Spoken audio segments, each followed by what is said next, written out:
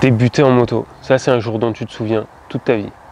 Je me rappelle la première fois que je me suis retrouvé tout seul sur ma toute première moto. Mon père m'avait amené au centre régional de ma moto-école pour leur en acheter une. La monitrice, elle a ouvert le garage, il était rempli de motos. Elle en a sorti quelques-unes et elle m'a dit, c'est celle-là. Elle était rafistolée au scotch, elle était rayée de partout. C'était la pire de toutes. Forcément, j'avais pris la moins chère, mais pour moi, c'était la plus belle.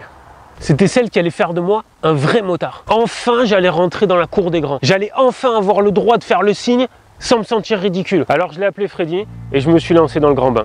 Et aujourd'hui, une grosse partie de ce que je sais en matière de pilotage sur route, eh ben c'est à elle que je le dois. Motardement, bonjour. Eh ouais, débuter en moto, c'est vraiment une expérience unique. T'as plein de choses qui te passent par la tête et t'as plein de nouvelles expériences à vivre. Alors maintenant que t'as ton permis, si tu l'as pas encore, joue le jeu. Retourne sur les vidéos des fiches et quand tu l'auras, tu reviendras finir celle-là. Maintenant que t'as ton permis, donc, je vais te donner mes petits conseils pour démarrer. Alors déjà, si tu as révisé les fiches avec moi, tu le sais déjà, mais je le répète, une moto, ça s'entretient grave. Une voiture, une révision de temps en temps, et puis c'est bon. En plus, les nouvelles voitures, elles te le disent quand il faut que tu ailles faire la révision. Sauf qu'une moto, bon, la vidange évidemment, mais il faut aussi que tu fasses attention à nettoyer et huiler régulièrement ta chaîne. Nettoyer, ça veut dire que d'abord, tu utilises un nettoyant chaîne, et ensuite tu la graisses. Toi, tu prends une douche avant de mettre du déo. Bah, pour ta chaîne, c'est pareil. Il faut aussi que tu fasses bien gaffe à tes pneus, à la qualité, à la pression. Il faut que tu vérifies régulièrement tes plaquettes, sinon tu risques d'entamer le disque, ça serait dommage. Il faut que tu vérifies aussi ta fourche.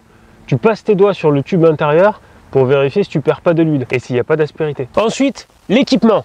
Je sais que je me répète, mais c'est vraiment hyper important. Dans mon groupe sur Facebook, si tu veux venir, c'est avec grand plaisir. Tu as un lien dans la description. Il n'y a pas de condition d'entrée, mais par contre, je demande juste une photo. Comme ça. Allez, je te garantis que ça va t'arriver de te dire, allez, c'est bon, c'est quoi, trop chaud, le pantalon, la veste là, balèque, ou n'importe quoi, hein, les gants, le casque. Mais vraiment, s'il te plaît, même s'il fait chaud, tant pis. Tu prendras une douche en rentrant. Ok, bon ça c'est des thèmes un petit peu généraux, mais il y a 2-3 trucs un petit peu particuliers dont j'aimerais te parler. Quand tu t'en vas, pense à chauffer ton moteur. Parce que la mécanique souffre si tu lui tires dessus quand elle est froide. Donc tu démarres, tu attends un petit peu avant de partir, et surtout tu vas tranquille tant que la température n'a pas atteint au bas mot 70 degrés quoi. Mais pense aussi à chauffer tes freins. Tu fais quelques accélérations freinage un petit peu appuyées pour les montées en température. Et ouais, un freinage d'urgence, tu peux en avoir besoin n'importe quand, y compris dans les premières minutes de ton trajet. Donc il vaudrait mieux pas que tes freins soient à 10 degrés quand tu vas essayer de freiner pour éviter une voiture. S'il te plaît vraiment là, je t'en supplie, tiens regarde, je me mets à genoux. Si tu pars en retard, accepte d'arriver en retard. Surtout, n'essaye pas de rattraper ton retard en roulant plus vite. Je te garantis que la sanction que tu vas prendre parce que tu vas arriver en retard, elle sera de toute façon forcément et de très loin moins grave que si tu te prends un carton. Je te garantis que ça va t'arriver de te le dire. Alors s'il te plaît, repense à moi quand tu seras sous ton casque en train de te dire « Putain, l'heure qu'il est, faut vraiment que j'avoine là. » Au contraire, ralentis et fais exprès d'arriver en retard pour pouvoir te dire que au moins t'es arrivé. Alors quand tu roules autour des voitures dans un trafic un peu dense, essaye d'avoir toujours 10 à 20 km/h de plus que la moyenne de toutes les voitures. Si tout le monde roule à 90, eh ben même si la vitesse elle est limitée à 90, toi c'est cool si tu roules entre 100 et 110. Ah bah je le savais. Il fait le mec style sécurité, tu as vu, mais en vrai c'est trop un gangster. Mais est-ce que j'ai dit de rouler à 180? Je prône pas du tout les excès de vitesse, je dis juste qu'il faut être en mouvement permanent par rapport aux autres voitures. Parce que sinon, tu as le risque de te retrouver dans un angle mort. Bon alors ça, je me doute que ça va réagir, je vois d'ici les commentaires qui vont arriver, oui, et tu dis qu'il faut faire des excès de vitesse, il faut doubler les voitures. Ok, c'est ton point de vue, écris-le si tu veux, pas de problème.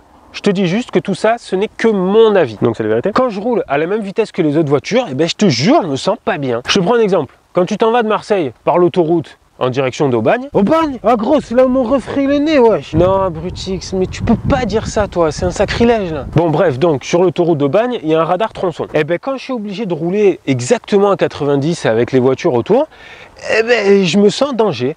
Je te jure, je suis hyper vigilant, je regarde de partout. Ne prends pas ta moto pour gagner du temps. Bon, déjà, je suis pas hyper à l'aise avec l'idée de prendre tous les jours sa moto pour faire à chaque fois le même trajet. Déjà, parce que tu prends des habitudes, vu que c'est toujours la même chose, tu fais moins attention. Et puis aussi, parce qu'au bout d'un moment, à force de situations récurrentes, bah, tu t'énerves. Ah putain, c'est toujours pareil ici. Accélère, toi. Moi, ça m'est déjà arrivé d'aller bosser plusieurs jours d'affilée en moto. Et à la fin, je remarquais que je mettais des petits coups de gaz un peu intempestifs, tu vois, que je roulais de plus en plus vite. Et ça m'est arrivé plusieurs fois de le remarquer et de me dire, allez, je pose ma moto, je vais y aller quelques jours en voiture plutôt. Mais bon, attention, ça c'est vraiment que mon expérience. Je sais qu'il y en a énormément qui roulent en moto tous les jours et pour qui ça se passe très bien. Mais juste, je te raconte que moi j'ai vécu ça. Donc si jamais ça t'arrive aussi, essaye d'y faire attention. Par rapport au code de la route maintenant, laisse tomber le statut de prioritaire. Quand tu arrives sur une intersection, même si tu es prioritaire, même si à côté il y a un stop, regarde quand même s'il y a quelqu'un. Parce que je te garantis que tu vas bien te trouver con dans ton lit d'hôpital en disant que tu étais prioritaire. T'imagines tout plâtré comme ça là?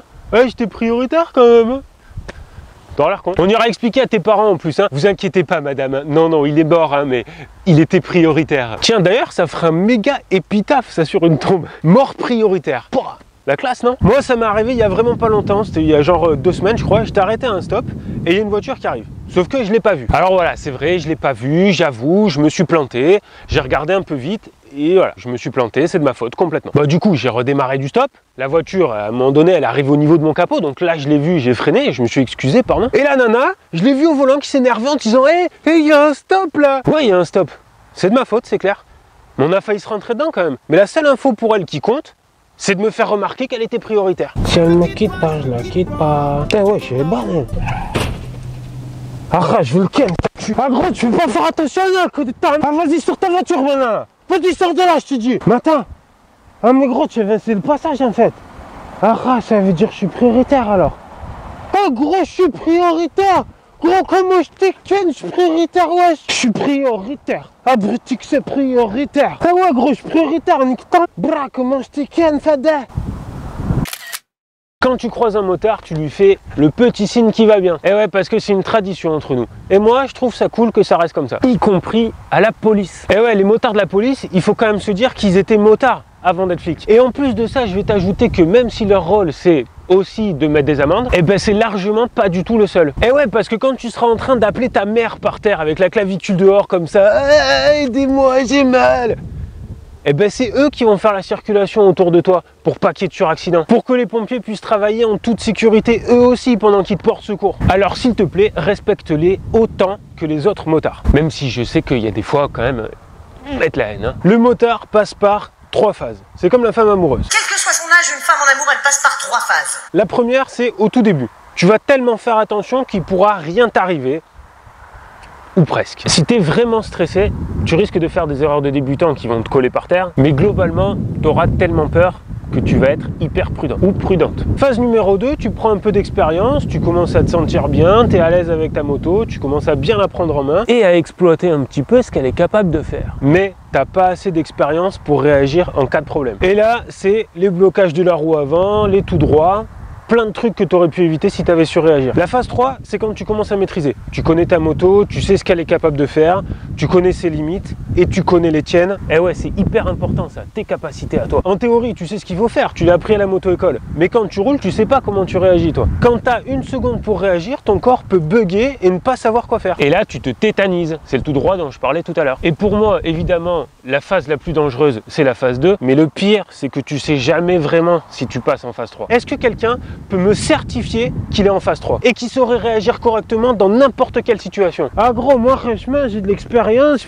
ta gueule toi. C'est par là les commentaires. C'est pour cette raison que je recommande la piste aux débutants. Sur un circuit, il n'y a personne dans le sens inverse. Si tu te ramasses, il n'y a pas de rail de sécurité mais des gros dégagements. Tu vas pouvoir freiner de plus en plus tard, pencher de plus en plus, accélérer de plus en plus fort, te mettre en véritable situation de danger quand tu vois que le virage arrive et que tu as trop de vitesse. Ça c'est pour les réactions de ta moto, mais tu vas aussi pouvoir t'apercevoir de comment tu réagis toi dans ces situations. Et tu vas pouvoir modifier ça en demandant conseil au coach de l'organisation ou même aux autres motards qu'il y a ce jour-là avec toi. Tous ces trucs-là sur la piste, ça va vraiment t'aider pour mieux connaître vos capacités à toi et ta moto pour quand vous retournerez sur la route. Bon, bah, félicitations pour ton permis, bientôt on se croit sur la piste, au bout de la ligne droite bien sûr. Maintenant, t'es plus que automobiliste, mais quand même, il faut pas l'oublier. S'il vous plaît, quand vous déboîtez, n'oubliez pas le petit coup d'œil. Il y a peut-être un motard caché dans votre angle mort.